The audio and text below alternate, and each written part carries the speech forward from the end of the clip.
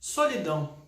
Ninguém gosta de estar ou ficar sozinho, ninguém gosta de realizar uma atividade solitária, sem apoio, sem ajuda, sem a participação de outras pessoas.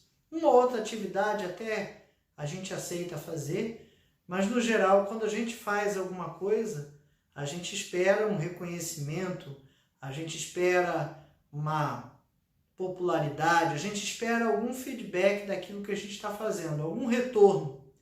No caso da lição de hoje, a gente vai falar de Jeremias. Jeremias foi escolhido por Deus para pregar ao povo de Judá a respeito dos seus maus caminhos. Era para pregar a palavra de Deus. E talvez pareça até incoerente que alguém pregando a palavra de Deus se sinta solitário, se sinta abandonado, se sinta só. Mas foi o que aconteceu com Jeremias.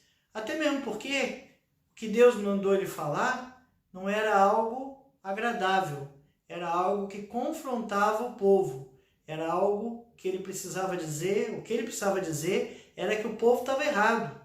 E dizer que os outros estão errados não é uma coisa fácil, porque as pessoas normalmente não aceitam com tranquilidade e com facilidade que elas estão erradas. Jeremias, ele é conhecido como profeta chorão, né? E ele esperava, de repente, sendo escolhido por Deus para falar da sua vontade, da sua palavra para o povo, ele entendia que talvez fosse reconhecido, que as pessoas iam gostar dele, que iam gostar do que ele faz. Mas não é bem assim que as coisas acontecem. Quando a gente precisa falar da palavra de Deus e falar com fidelidade, falar do que realmente está escrito, a gente confronta pessoas, a gente contraria vontades, a gente contraria desejos, a gente aponta para comportamentos errados. Dar aula de EBD é um exemplo disso. Muitas vezes a gente tem que falar de alguma coisa e a gente sabe que a gente está errando também naquilo. Mas eu não estou falando de mim, eu não estou falando do que eu faço, eu estou falando do que a Bíblia manda fazer. O bom da aula de EBD é isso, que muitas vezes ela serve para mim também. Muitas vezes não. Todas as vezes ela serve muito mais para mim do que para os outros, porque eu sou confrontado pela palavra. Acontece que essas pregações não populares hoje em dia têm ficado de lado. Infelizmente, nós temos vivido um tempo que a igreja tem buscado pregadores agradáveis, pregadores de bons discursos, que falam que é agradável, que falam de sucesso, que falam de vitória, que falam de tudo de bom que eu quero ouvir. Mas o trabalho de Deus não funciona desse jeito. Não são raras as vezes que a gente lança a mão no arado, como a Bíblia diz, para fazer a obra, para trabalhar, e várias coisas acontecem contra aquilo que a gente está fazendo, opiniões contrárias. Sempre tem alguém que sabe fazer melhor aquilo que a gente está fazendo, mas não faz, né? E isso aí aborrece, entristece, chateia a gente, como se a gente não estivesse, de fato, fazendo o trabalho de forma certa ou fazendo a vontade de Deus. Jeremias, como eu disse, foi um exemplo disso, né? Jeremias é conhecido como profeta chorão ou profeta de lágrimas, né? E ele, de fato, passou por uma situação semelhante. Essa é a 10ª lição, lição número 10 da revista Palavra e Vida, edição número 64. A lição 10 tem por tema a depressão por conta da rejeição e da solidão, experiências de Jeremias quando o desprezo tira o gosto da existência. A revista Palavra e Vida é editada pela Convenção Batista Fluminense e distribuída gratuitamente pelo site batistasfluminense.org. Essa edição 64 tem por tema tratamento bíblico, ansiedade e depressão referente ao primeiro trimestre de 2020. Ela foi escrita pelo pastor Eduardo Luiz de Carvalho Faria. Então, o nosso texto básico aqui, o que culmina nessa situação de Jeremias, vamos ver o final para voltar para o início depois, né? É lá Jeremias 20. O texto aqui bota o versículo 14, mas eu vou ler do 14 ao 18. Maldito o dia em que nasci, não seja bendito o dia que me deu à luz minha mãe. Maldito o homem que deu as novas a meu pai, dizendo, nasceu-te um filho, alegrando-o com isso grandemente. Seja esse homem como as cidades que o Senhor, sem ter compaixão, destruiu. Ouça ele clamar pela manhã e ao meio-dia alarido. Por que não me matou Deus no ventre materno? Por que minha mãe não foi minha sepultura? Por que não me permaneceu grávida perpetuamente? Por que saí do ventre materno tão somente para ver trabalho e tristeza, para que se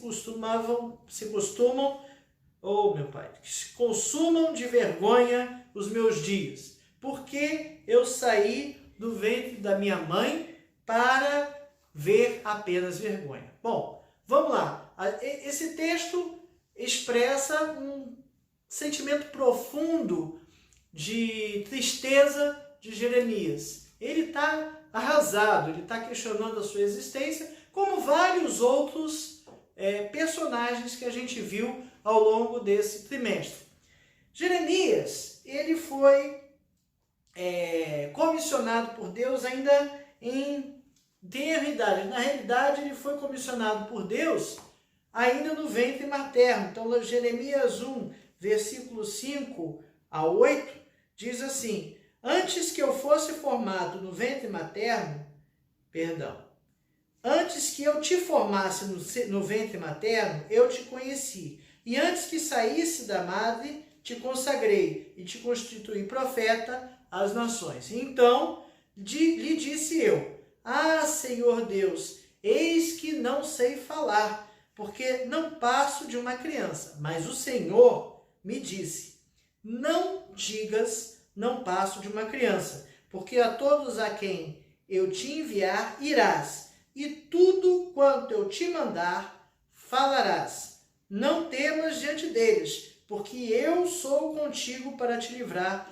diz o Senhor. Então esse foi o comissionamento de Jeremias. Jeremias foi escolhido por Deus ainda no ventre de sua mãe. Deus disse que estaria com ele, a todos a quem ele enviasse para falar. Lá um pouquinho mais adiante, versículos 18 e 19, e hoje eu faço de você uma cidade fortificada, uma coluna de ferro e um muro de bronze contra toda a terra, contra os reis de Judá, seus oficiais, seus sacerdotes e o povo da terra. Eles lutarão contra você, mas não o vencerão, pois eu estou com você e o protegerei. Então, Jeremias tinha o que falar, que Deus colocaria na boca dele, sabia como falar, o que falar, e Deus garantiu que estaria o protegendo.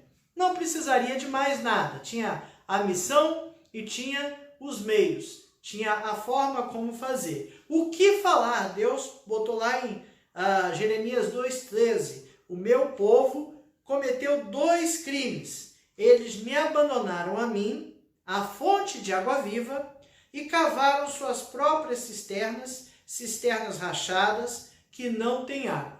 Então, a mensagem que Jeremias tinha que falar era bem simples, que o povo não estava mais buscando a água da fonte correta, abandonaram a fonte de água viva, abandonaram o verdadeiro Deus, e além de abandonar o verdadeiro Deus, buscaram ídolos, buscaram fontes rachadas, cisternas rachadas que não têm água, para buscar água, para buscar se saciar. Então essa era a mensagem da idolatria que o povo de Deus, Judá, no caso, estava cometendo. A gente vê ali, no período de Reis, nos livros de Reis, que volta e meia está lá a palavra, veio da palavra de Deus dizendo que o povo fez o que era mal aos olhos do Senhor. Isso aparece várias e várias vezes. O rei tal fez o que era mal aos olhos do Senhor, o rei tal fez o que era mal aos olhos do Senhor. Então a gente vê que vários e vários reis daquele período ali trouxeram para o povo costumes errados, coisas erradas, faziam o que era mal a Deus, traziam a idolatria, traziam ídolos de outros povos, e Deus muito se aborreceu, muito se entristeceu com isso. O povo ele estava sendo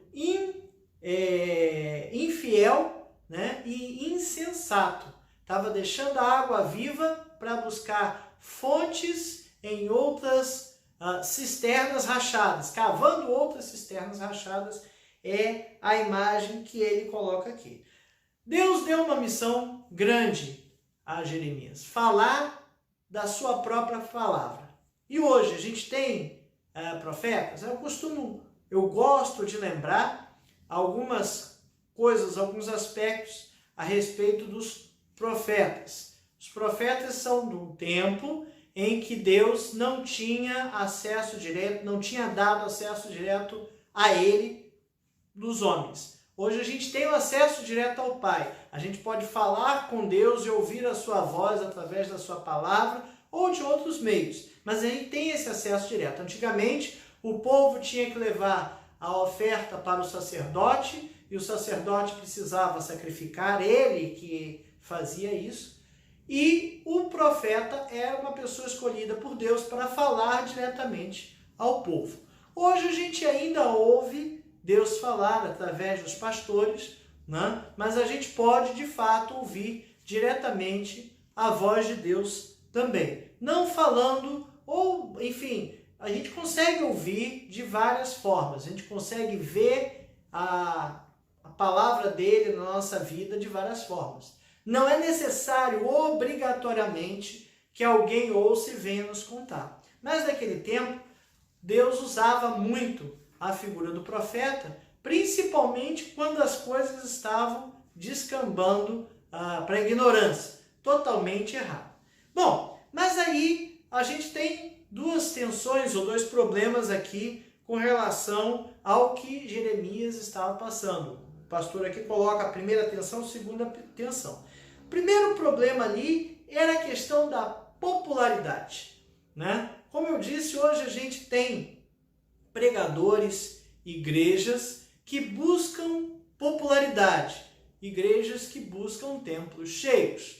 A pergunta é, se você está conseguindo isso, se a igreja está conseguindo isso, e a mensagem está correta, e está falando o que precisa ser falado, glória a Deus, excelente, muito bom, mantenha assim. O problema é que, muitas vezes, e muitas vezes, a gente começa a perceber que a maioria, ou muitas igrejas cheias, estão cheias porque têm discursos agradáveis. Não foi apenas um, dois ou três pastores já me relataram situações dessa natureza, de que a igreja não quer mais ouvir falar sobre aquilo, sobre isso, sobre esse pecado ou sobre aquele outro erro.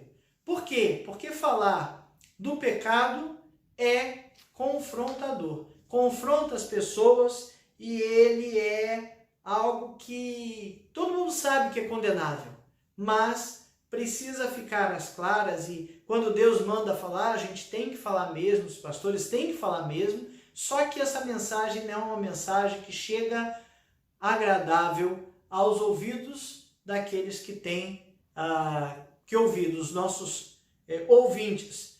O tom de correção, o tom de uma mensagem como essa é um tom que às vezes é agressivo, não agressivo, mas ofensivo ao pecador. Quem está errado não gosta de ouvir que está errado.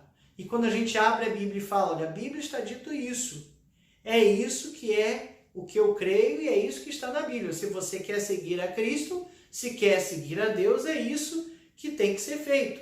Ah, mas veja bem, isso era naquela época, hoje é diferente. Tem coisas que eram naquela época, já existiam como pecado naquela época e hoje continuam sendo pecado, né? Então, corrupção, adultério, tem vários e vários pecados que já existiam naquela época, né? O próprio homicídio, o primeiro pecado foi desobedecer a Deus, né? Mas o primeiro homicídio lá entre os irmãos ali, Abel e Caim, ele já foi era errado e continua sendo errado da mesma forma.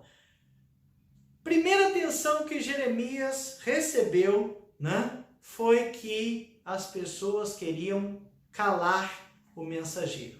Olha, eu vou lhe dizer que isso acontece ainda nos nossos dias, como eu comentei agora há pouco, quando a gente prega, quando alguém prega algo que não é agradável, levantam-se pessoas para tentar calar o mensageiro. Olha o que aconteceu, Jeremias 11, de 18 a 23. O Senhor me fez saber e eu o soube. Então me fizeste ver as tuas maquinações. Eu era como um manso cordeiro que é levado ao matadouro, porque eu não sabia que tramavam projetos contra mim, dizendo, destruamos a árvore com o seu fruto, e a ele cortemo-lo da terra dos viventes, e não haja mais memória do seu nome. Mas, ó Senhor dos exércitos, justo juiz, que provas o mais íntimo do coração, veja eu a tua vingança sobre eles, pois a ti revelei a minha causa. Portanto, assim diz o Senhor, acerca dos homens de Ananote, a própria cidade de Jeremias, que procuram a tua morte e dizem, não profetizes em nome do Senhor, para que não morras às nossas mãos. Sim, assim diz o Senhor dos exércitos, eis que eu os punirei. Os jovens morrerão à espada, e os teus filhos e as suas filhas morrerão de fome. E não haverá deles resto nenhum, porque farei vir o mal sobre os homens de Anatote, no ano da sua punição. Então, a sua própria terra, os seus próprios compatriotas buscavam tirar a sua vida. Pior, Jeremias 12:6, porque até os teus irmãos e a casa de teu pai, eles próprios procedem perfidamente contigo. Eles mesmos te perseguem com fortes gritos. Não te fies deles, ainda que te digam coisas boas. Não confie na sua própria casa, porque a sua própria casa trama a sua morte.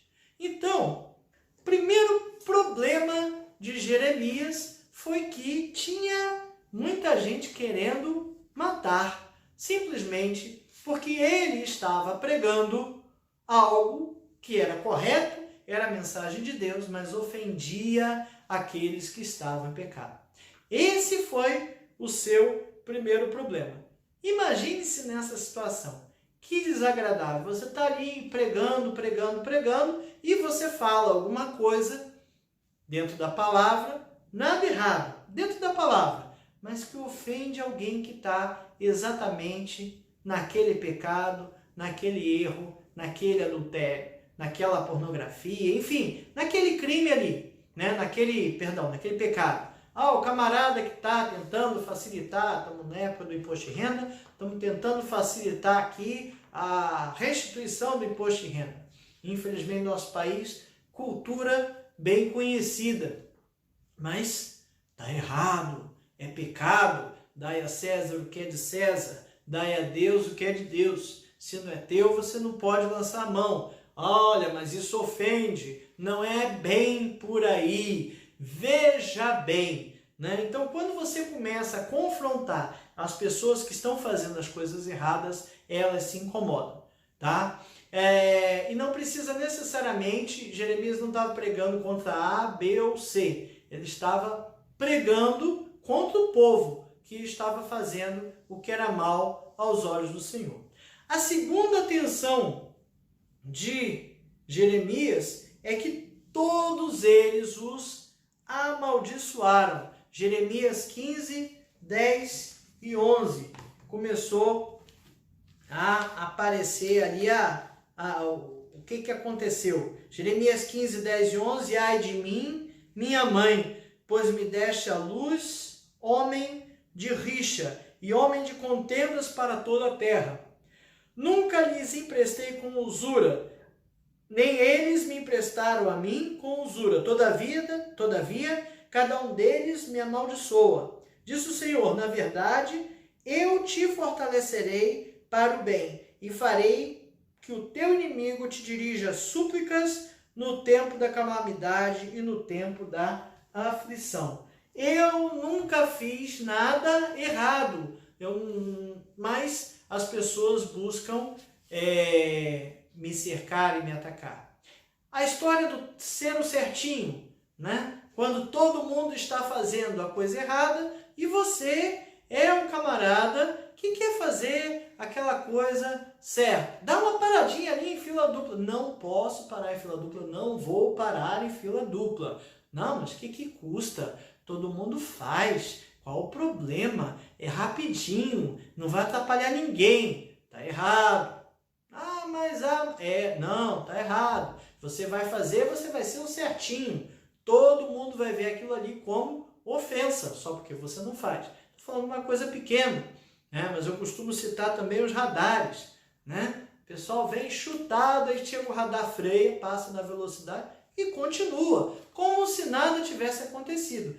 Não fui multado, cumpri a lei, não é mesmo? Não, não é. Você está errado, você está na velocidade errada da via, acima do limite de velocidade de segurança previsto, e você freia em cima do radar para não ser multado. Isso não quer dizer que você está certo. Isso quer dizer que você fugiu da multa, né? Mas certo, você não está. Estou dizendo que eu não faço, infelizmente. Às vezes a gente erra. A gente se distrai, a gente se perde, mas se você for tentar fazer tudo certinho o tempo todo, as pessoas caem em cima de você, né? Porque, fulano é o certinho, fulano não pode fazer isso, fulano não pode fazer aquilo. Mas Jeremias estava ali com a palavra para pregar e a palavra confrontava as idolatrias que existiam naquele tempo.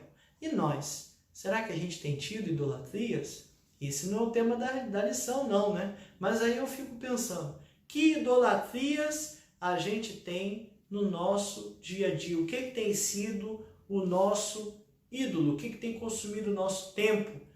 O que tem polarizado a nossa atenção? Será que é um seriado? Será que é um jogo? O que será que tem me absorvido ali, que eu não posso deixar de fazer, que se eu deixar de fazer é pecado, né? Enfim, nunca me assentei na assembleia dos zombadores, nem me regozijei por causa da tua mão.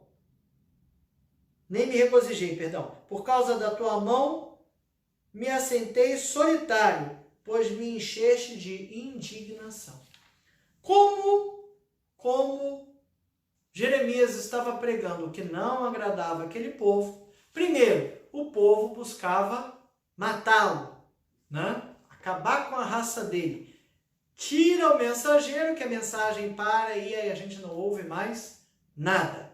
E esse foi a primeira atenção. Segunda atenção, foi ficando isolado, sozinho, solitário, né? E com a agravante que Deus proibiu a Jeremias de casar com as mulheres daquele povo. Jeremias 16, de 2 a 4.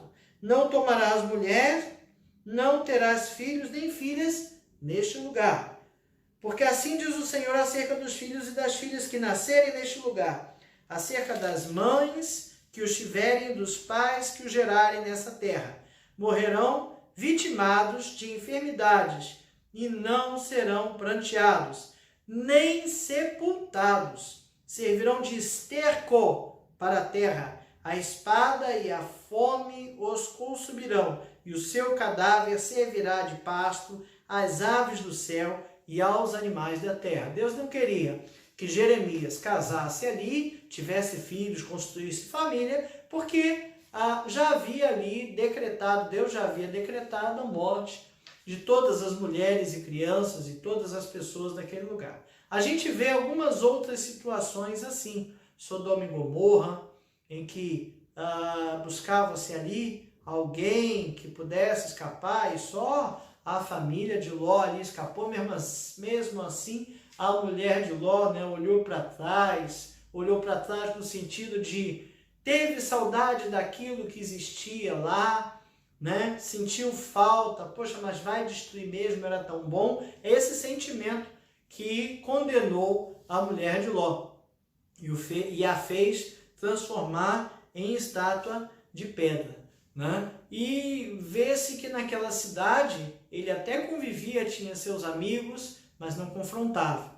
Mas havia ali uma exceção na família de Ló. Na família de Noé havia uma exceção, só aquela família ali Deus salvou do dilúvio, né? A família de Abraão Deus tirou da sua terra para dali criar uma grande nação. Tem alguns exemplos na Bíblia a respeito disso. Falando ainda de solidão, né, a gente lembra de Elias lá quando ele fugiu depois dos profetas de Baal. Ele se sentiu solitário, ele achava que estava sozinho, né? Mas ele tinha esse sentimento também de solidão.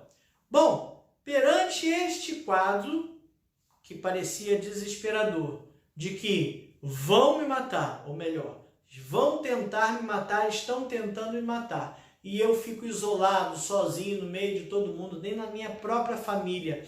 Eu posso acreditar, não posso tomar mulher, ter filhos, eu não posso. Vivi completamente isolado. Imagina um eremita, né? Aquele camarada que vive isolado ali da sociedade, só que nesse caso ele está dentro da sociedade. Ele sente então uma forte tristeza, né? Porque é permanente a minha dor e a minha ferida é grave e incurável. Porque tomaste para mim como um riacho seco, cujos mananciais falham. Isso está em Jeremias 15:18. Veja que ele havia pregado sobre a água viva que o povo de Deus deixou para cavar poços rachados. E agora ele está falando que a vida dele era como se fosse um riacho seco. Ele está sentindo como se Deus tivesse o abandonado. Por quê? Porque ele não esperava que, fazendo a vontade de Deus, ele não tivesse falar popularidade parece uma coisa assim, né? Triste, parece uma coisa terrena, mas ele não esperava ser abandonado por fazer a vontade de Deus. Ele não esperava não ter apoio para fazer a vontade de Deus. Meus irmãos, mas eu digo para vocês que infelizmente isso acontece. Muitas vezes a gente quer fazer a vontade de Deus, se esforça para isso e não só pessoas se levantam contra, como não querem que você faça. É uma situação extremamente complicada. Mas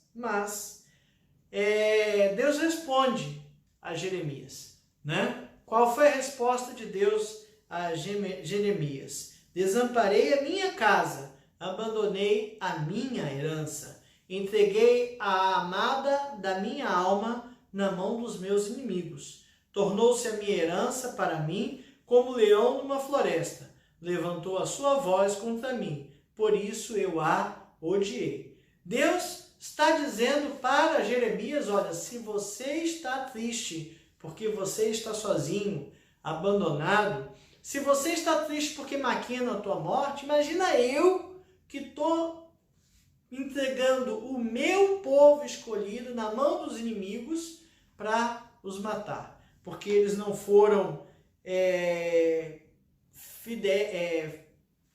não tiveram mais fidelidade, né? Não agiram com a sensatez e foram procurar outros ídolos, né? Deus também sentia ali uma dor, uma tristeza pela desobediência do povo. O povo estava desobedecendo a Deus. Algumas vezes, quando Moisés levava também seus problemas a Deus, olha, não é contra você que o povo está reclamando, Moisés, é contra mim. Não é você, sou eu. Mas quem está ali de interlocutor sofre, né? Sofre e sofre muito. Deus livrou Jeremias, Deus prometeu a Jeremias que ia dar todos os meios para ele pregar. Mas Deus não prometeu a Jeremias que ia o livrar das adversidades.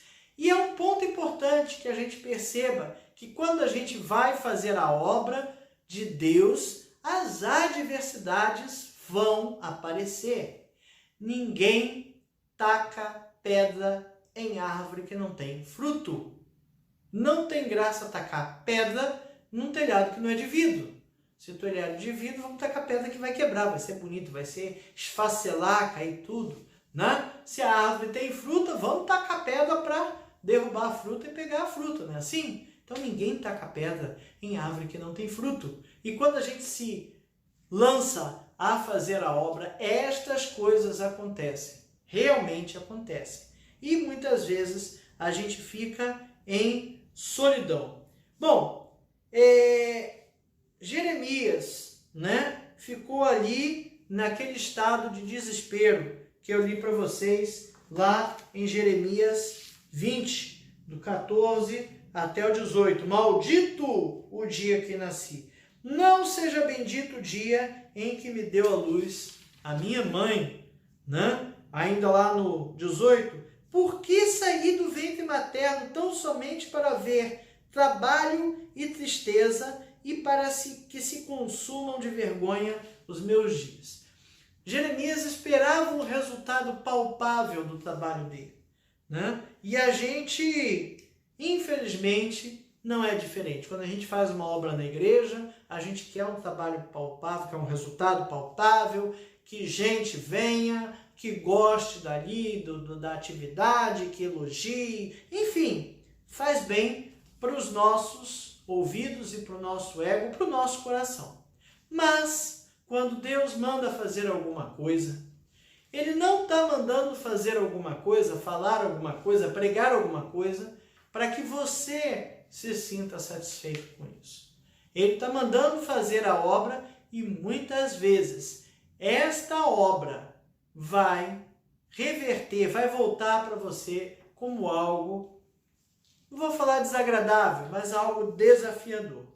Então, Jeremias estava ali com o coração doendo, né? Porque ele fez o que Deus mandou e o resultado não foi o que ele esperava.